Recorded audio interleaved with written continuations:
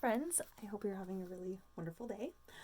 Okay, so today we are going to be making flower cards. I really like making flower cards because they're fun and versatile and they go with pretty much anything, any theme. Okay, so this color palette I know it kind of seems maybe kind of dull. We're doing kind of a black and ivory color palette with this card.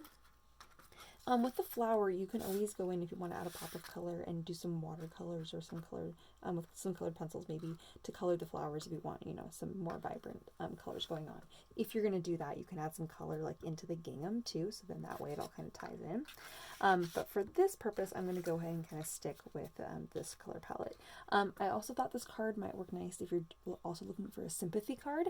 This would just be kind of nice and basic and kind of definitely would work really well. But you could make it more springy just by adding a little bit of color. So first what you're going to do is kind of figure out where you want to place your flower. This isn't a super difficult card, but I think it's kind of sweet. I kind of liked that idea. So you can have your, when you're placing your flower, you can kind of place it right here at the very bottom, like it's kind of popping out of the ground, or you can just stick it in the middle. I think I'm going to go ahead and center mine, and I'm just going to pick, one of these little channels here to lay my little flower in. All right, so I'm just going to go ahead and glue that on with just a little sprig here and the leaves. Okay, and I think I am going to glue the whole thing down. So I'm going to put glue all the way around. Now, before you totally set it in place, you're going to take your ribbon here that we have, and I'm just going to kind of tuck it in here and kind of stick it on the back side of my sprig. So I've kind of put it underneath the big leaf, but up above the two small little leaf sprigs. I don't know if you can even see that. So right here is where I stuck that. Okay. All right, so now we're going to flip this over and stick it in place. Oh, of course, I'm just having a whole disaster here because I didn't glue this down. Lovely. All right, well, since my glue kind of went everywhere, because I was just kind of trying to do it one-handed. All right, I'm just going to go ahead and stick that down. Mostly I wanted to make sure my ribbon got there. Okay, so the ribbon. All right, so what we're going to do here is I want to tie the ribbon. I'm going to just pull those off a little bit. It's a little messy with my glue, but oh well, whatever, that's life. Okay. So with the ribbon here, we're going to go ahead and we're just going to tie a little bow. Oh, I see. I didn't glue that down on purpose. Don't glue that down yet. We're not quite there. All right, so I'm just going to go ahead and tie that tight around my little sprig. I wanted this to be glued in place for when I tied my little bow here, because I really didn't want, that little die cut flailing around. It's just always when you're trying to tie something onto this tiny little piece of paper. So awkward. All right, so now we're going to tie our bow. Oops, probably should have waited for my glue to totally dry. There we go. All right. Okay, so now, oh, I've given you enough here to actually tie a bow. Okay, so you have enough to tie a rather large bow, but we're going to make it probably about as small as you can make it, okay? Because it's going to be hidden. I know, you're like, but it's not hidden right now. I know it's not. It's going to be. All right.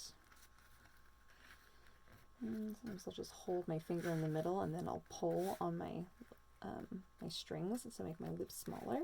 Sometimes that's a nice way to keep your bow tight while also maintaining a smaller bow, which is what we're trying to achieve right now.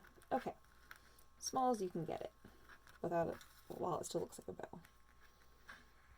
All right, I'm gonna go ahead and just trim that down. Also, since I'm thinking about it, a lot of people have asked if I have these scissors in stock, and I do carry them. I don't carry this brand. These are Fiskars, but I don't carry those. I carry a couple other brands that do. Oops, they're very similar.